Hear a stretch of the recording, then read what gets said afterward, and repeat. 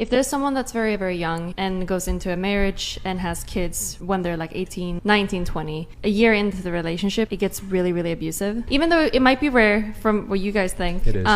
If it would happen, what would you recommend for those people? Would they divorce, or do you want them to keep going in the relationship? Keep going. You can't divorce. That's not a real thing. Even though it might be like physically abusive? You gotta endure. People are too... You want to stick in the People relationship? are just... See, I mean, look, people I'm gonna be nowadays honest. are just... For anyone that might be in that situation, what would you recommend? Okay, endure. I'll tell Would you they what. give up I'll tell you divorce? what. This buffoon has no fucking idea about abusive relationships, and telling a physically abused victim they should just endure is just sickening. And if you don't know, my first relationship, my first long-term relationship when I was 19, 20, which almost lasted 2 years, was a toxic, aka abusive relationships. So I know a bit or two. We used to fight so much. I used to bring a big water bottle to the fight so that I wouldn't get sick in the throat. You know, when you go to concerts, you yell so much and you cannot speak no more. To not have that, I used to bring that water. That's how much we used to fight. So I know a bit or two about toxic relationships. I know a bit or two about abusive relationships. And I will tell you the 3 things you need to pay attention to the person that might be abusive without even dating them, just looking at their past. And at the end of the video, if you find yourself in an abusive relationships, what should your next move be? We will talk about it at the end of the video, so keep watching. And that advice is definitely not gonna be just fucking endure bullshit. But the first things first, people who end up in abusive relationships, they don't even realize they're in one,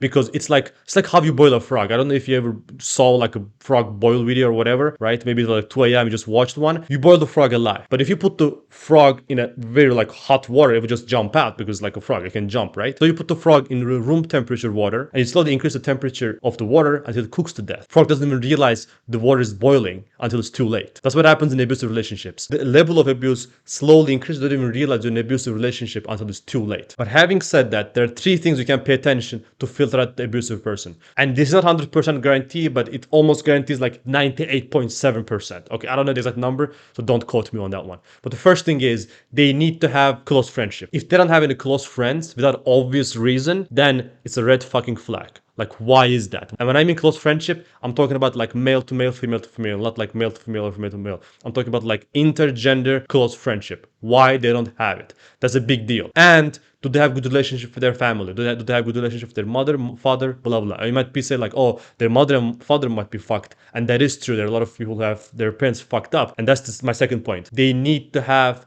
no trauma in their past. And I understand the sentiment that you should not filter out the people that has trauma, because then how they're gonna find partners. I understand that, but personally, I will always choose a person without trauma versus over a person with trauma. And in clear conscience, I cannot tell you not to do that. So I know it's sad, I know it's depressing. Oh yeah, I have trauma, what can I do? If they're working on it, that's a silver lining. But if they have past trauma, they still didn't start working on it, they didn't have like the professional help, like what are they doing? And the people who don't get help, professional help, even if they have past trauma, they're not gonna start getting help just because you start dating them. Because I learned this the hard way. You will never be able to change a person. You cannot change a person. You can tell the person that they're fucked up, or there's some things they're doing fucked up, and they might be like, okay, this is bad, let me just change this. But you cannot externally change a person. They can decide to do so, and you can maybe you can incentivize to do them, but I wouldn't bet on that. But I wouldn't bet on that at all. So why would I choose a person that has trauma versus the person that is like more of a clean slate? And that's my thing, and that's my advice. And the third thing is, and they need to have life goals, they need to be working on it.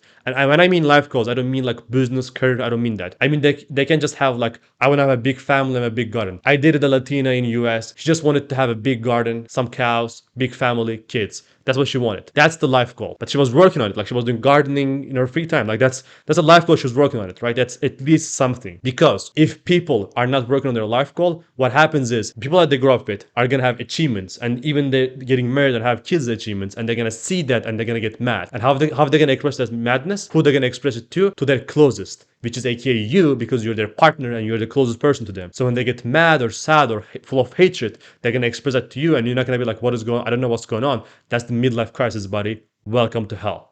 Always date the people who has life goal, and at least know what the fuck they want from life. Okay, it can be some arbitrary thing. It doesn't have to be very concrete, like I want to have a good life, a rich life. Cool, but at least they know what they want, and if you talk to them, you can understand more what they want and work on it, and maybe build a relationship. And maybe you don't even like compatible, right? It's not even like abusive relationship. Maybe you're not even compatible with them, so that's important. Having said all of those things, what if you ended up in an abusive relationship? What if you're already there? But what if you're the frog in that water and you realize the water is boiling? Then you have 2 options. First, get the the fuck out. If you don't have kids, if you're not married, if you're not like very into the relationship, get the fuck out. That would be my advice. But if you want to stick, if you say like, okay, we have been through so many things and we're gonna see the end of it, I respect that, and this is what you're gonna do. You're gonna confront the person about how abusive they are or how toxic this relationship became, right? You gotta confront them, and they have to acknowledge that at that moment, and they need that immediate action. Because if they don't, they're not gonna change. They're not gonna change at all. Or they're not gonna change in the foreseeable future. It's like me going to you and I'm telling you, look, man, you're a cocaine addict. You're a heroin addict. And you'd be like, oh, I don't know about that. Okay, then fuck you then.